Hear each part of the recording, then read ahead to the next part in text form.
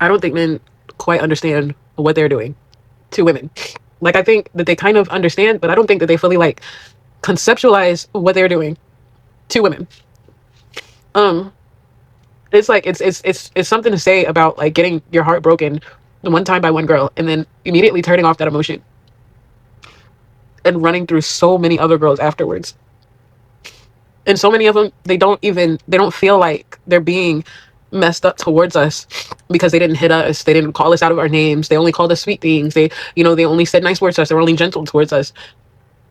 But it is a fucking war crime, bro, to connect with someone and intertwine yourself with someone that you have no intention of really intertwining with the way that you're doing. It's to do that, bro, and it's over and over again. And I saw someone post about the trauma. Like, nobody talks about the trauma that's associated with constantly going through these situations, like situationships with guys where like they don't want to commit and they don't want to take it to the next level, and the fact that it affects your self-worth. Imagine like knowing that you are worth what you are worth, and understanding who you are in your heart and what you do and how far you love, like how much you love. And for that too, oh my God, for that to also be rejected in the same token, it's just like, and this whole like being happy with being single and we don't need a man and all this other stuff in response to what's going on. I've been this way for years and I'm tired.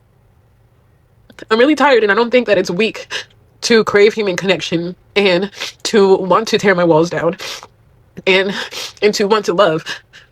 Like, that's like, human connection is literally, it's innate in us. It is natural to us, and I don't feel like I should fault myself for that anymore, and I don't feel like I should continuously hide that. It's like, I just don't know honestly what the fuck to do. I am tired. And I just want reciprocity. That's it. And the thing is like, you don't even have to go chasing for it to wear you down, bro. I dated somebody last year for a short period of time, and like, it took months to almost a year. We didn't even commit. Months to almost a year to even get past that. You know what I'm saying? And there was no commitment. Kings, let's open right here, because this is what the conversation looks like from the other side. She's tired, she's emotionally drained, and honestly, some of what she's feeling is real. The desire for genuine connection is human. We understand that, but here is where it gets important. She is describing the behavior of men who were never serious to begin with. Men who strung her along, said nice things, stayed soft on the outside, but had no intention of committing. That is not the king. That is not you. The king is clear about where he stands from day one. He does not string people along because he respects his own time too much to waste anyone else's. What she is really describing is the cost of consistently choosing the wrong men and mistaking charm for character. A man who knows his worth does not play games. He communicates. He is direct. He either commits or he moves. No gray areas, no situationships. That is the standard we hold ourselves to, brothers.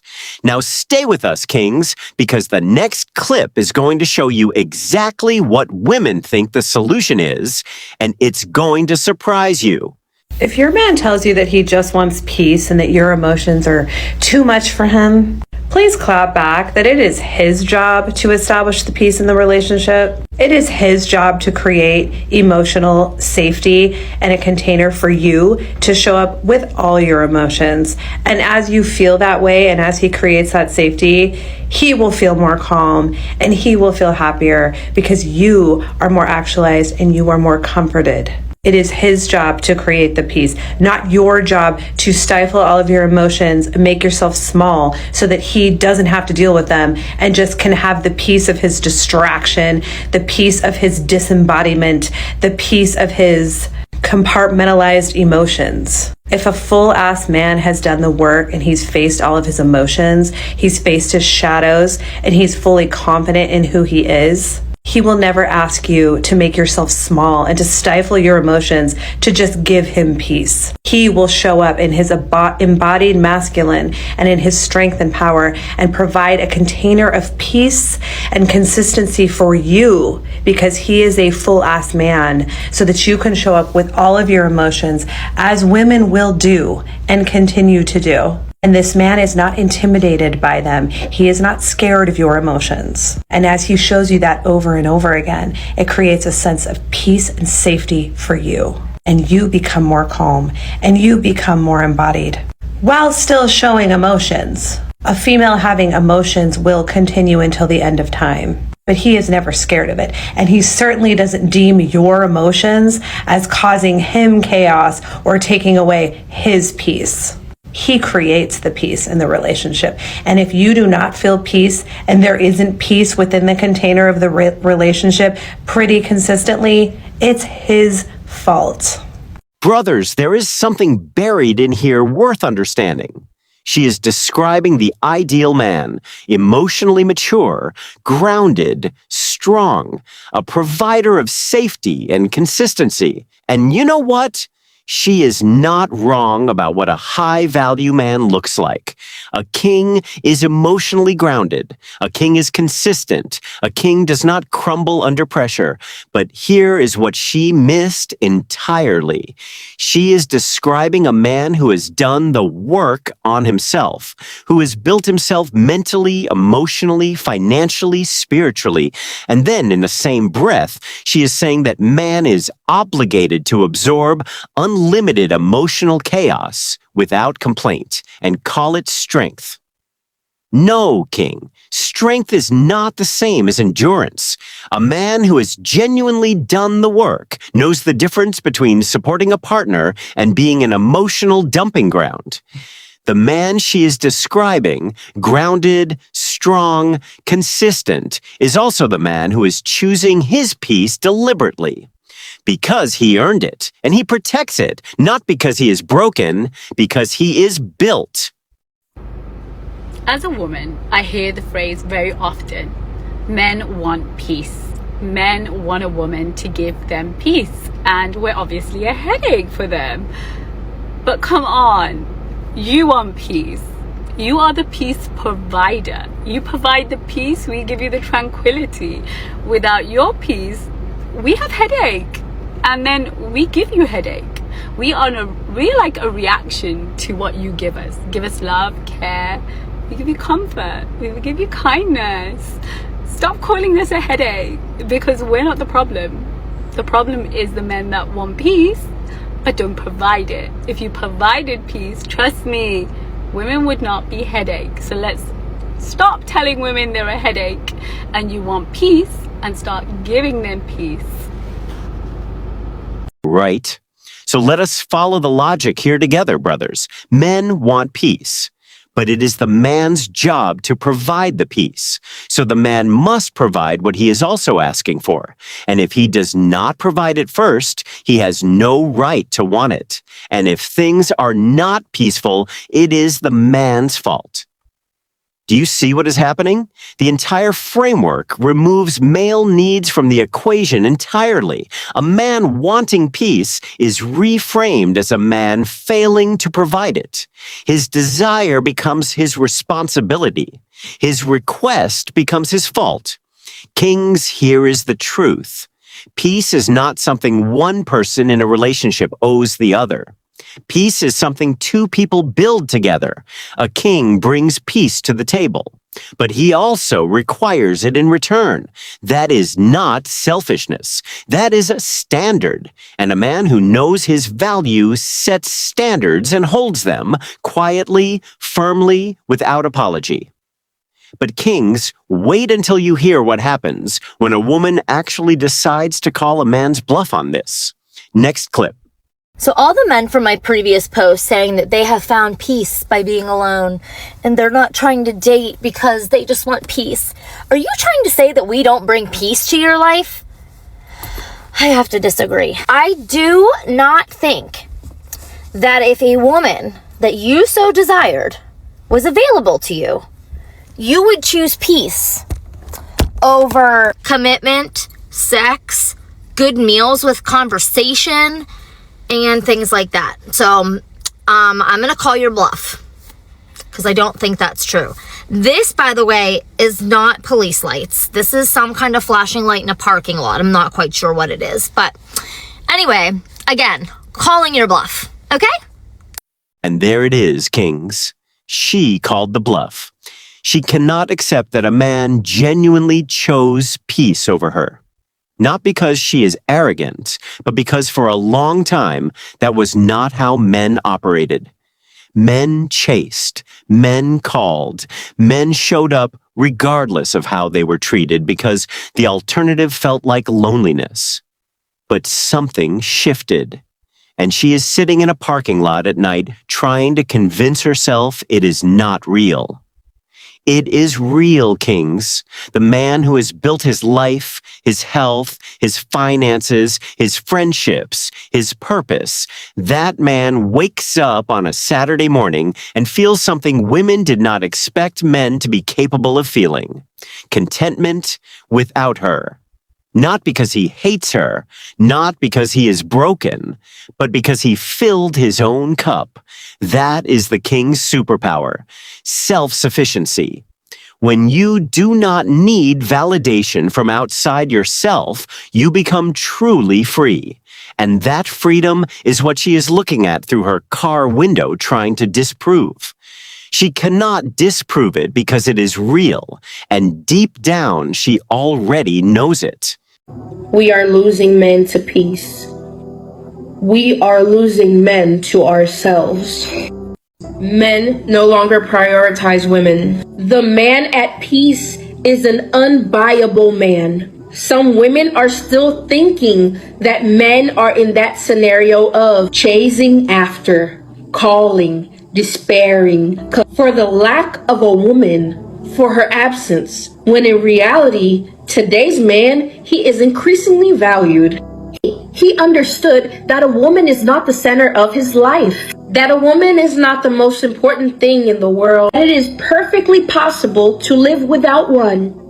Today's high-value man, he seeks to make money. He seeks to do business. He seeks to grow, to develop himself. He removed women from his focus. Today's man, he realized that his peace is worth more. There is no relationship that can buy his peace. Today's man, he is unbuyable. He is non-negotiable. The peace he chose for his life has become non-negotiable. If you are a woman and are waiting for a man to venerate you, a man to idolize you, a man to dote on you, I'm very sorry, but perhaps that won't happen, because the more time passes, the more we have seen that today's generation of men is not like the generation of old. And it is we women who have been losing high-value men, serious men, hardworking men, dedicated men. Kings, respect where respect is due. This woman looked at the situation clearly and told the truth. We are losing men to peace. She said it herself, not losing them to other women, not losing them to failure, losing them to peace, to purpose, to self-development, to a life that feels full without external validation. Today's high-value man made a decision. He stopped placing a woman at the center of his universe and placed his mission there instead. His growth, his business, his health, his peace. And what happened? He became more attractive, more grounded, more focused, and simultaneously less available and less interested in chasing. This is the movement, brothers. This is what Kings Don't Chase is built on. Not anger, not bitterness, not revenge, purpose. A man on purpose does not have time to chase. He is too busy building. And the beautiful irony, the more he builds, the more he is sought after. That is the law of attraction in its purest form. You are not hiding from women. You are becoming the man worth finding. And Kings, the next clip is going to show you exactly what some women think about the direction men are choosing. Watch carefully. You're a woman. How can you not be a feminist? this? Why would I support a movement that has convinced women to leave the home, spend less time raising their own children, and hand that job over to systems and corporations instead? Why would I support a movement that told women success means burnout, stress, antidepressants, drinking more, and spending your life in a corporate office? Women today are more anxious, depressed, medicated, and disconnected than ever. That does not sound empowering to me. Women do not operate like men biology. Men operate on a 24-hour cycle. Women operate on a monthly cycle. Yet society expects women to live, work, and compete exactly like men while ignoring their nature completely. Thanks to the great old feminism, am I right? I'm not against women having ambition. I'm against anything that destroys family, disconnects women from their femininity, and calls it freedom. Brothers, this one is important, and we need to sit with it for a moment. She is a woman questioning the very movement that was supposed to liberate her. And the questions she is asking are legit. Why are women more anxious than ever? More medicated than ever? More disconnected than ever? If a movement promises freedom and delivers burnout, depression, and loneliness, was it actually freedom? Now, we are not here to debate feminism. What we are here to do is learn from what she is observing. Because what she is describing, disconnection from femininity, disconnection from family, a life built entirely around corporate achievement at the expense of everything else, that is not a women's issue alone. That is what happens when any human being, man or woman, chases the wrong definition of success. Kings, this is why we are intentional. We define success on our own terms. Health, brotherhood, purpose, financial freedom, peace. Not what a system told us to chase. Not a title, not a number. A life that feels right when you wake up in the morning. Build that, protect that, and let no external pressure redefine it for you. I don't think men like women anymore. I don't think that men desire us women anymore, us real women. I don't think that they value us like they used to. Men aren't really putting out effort. They're not putting out any type of effort like they used to. Taking a girl on a date becomes an issue. You know, spending money on a woman is an issue. You should have your own money as a woman. Going out to do something fun is an issue. Why don't you just come over to the house and we could do something in the house? I don't know. Maybe it's because I'm from New York, but I see women all over the globe complain about what's happening with men nowadays. Is it women that's not making themselves desirable anymore? Because there are beautiful women out here, beautiful women, ambitious women, caring women, nurturing women who are outside looking for love, and men that just can't keep up with that. Like, they're not communicating with them. They're not willing to hang out and do fun things. What happens to the fun in life? What happened to life being exciting and fun and, you know, going out and discovering the world? What are y'all doing? What are y'all men doing other than that? What are y'all doing? What are y'all doing? Like, what are all y'all men doing? What are y'all doing? If it has nothing to do with a woman, what are y'all doing? Are y'all working? Because we're working too. Women are also working, and we still can do things. We still can go on vacations. We can still go out to eat. Why are us women going on vacation with our friends? We're going on vacations with our friends. We're going out to eat with our friends. We're going to do fun things outside with our friends. We're celebrating birthdays with our friends. Where are y'all? What are y'all doing? What are y'all doing? Where are you guys? Where are you? Where do you guys exist?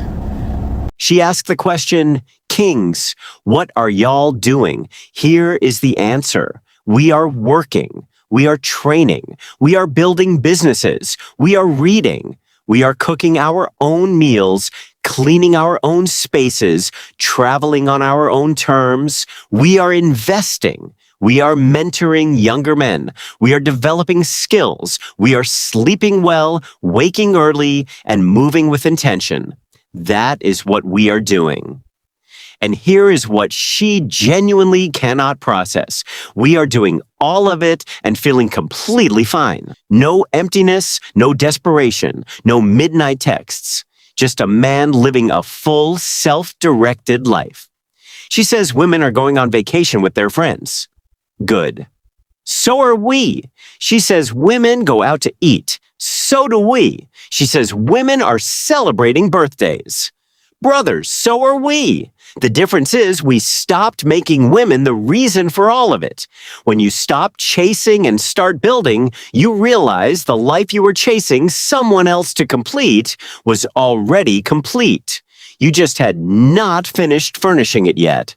One more clip, Kings, and this one is a reminder of exactly why we protect our energy. This is for all the girls out there. You really need to listen to your intuition because it's right. Every time. It doesn't matter how much you care about a guy or how nice you are to him or what you do for him or how loyal you are. Stupidly loyal, I am. When your intuition is telling you that something isn't right, listen to it. And I have a good example. It just happened to me, actually. There was a guy that I was dating, and which I should have known better. But he obviously started getting more distant and slowly drifting away no matter what I did. And I tried to be positive and I tried to look on the bright side and trust what he was saying. Don't ever trust what guys say, ever. So my instincts and my gut kept telling me that something was wrong, something was wrong. So yeah, my crazy ass drove out to his house and I saw a car there and I pulled up. Mind you, 2 days ago, I asked this guy if he was dating or seeing or talking to anyone else. And he said, no, I'm not. Lies. Which I knew. And it was confirmed tonight because I drove to his house, pulled up, knocked on his door, and lo and behold, there was a girl in there, hanging out with him. I even went in there and told her that he was seeing me, and she didn't seem to care, so I guess she's not a girl's girl. I don't know what that's about. I was trying to warn her, and she looked at me like I was crazy, and I'm sure that he said the same thing, that I was crazy. Mind you, I have been nothing but calm, collected, and continuously putting up with cruelty from this guy when I had nothing but good intentions for. So take it from me to never deal with that, never put up with that, and always care about yourself and put yourself first, because a guy never will. Ever. Anyways, lesson learned. Kings, we close here because this clip carries a lesson for both sides of the conversation. For her, the lesson is clear and she stated it herself. Trust your instincts.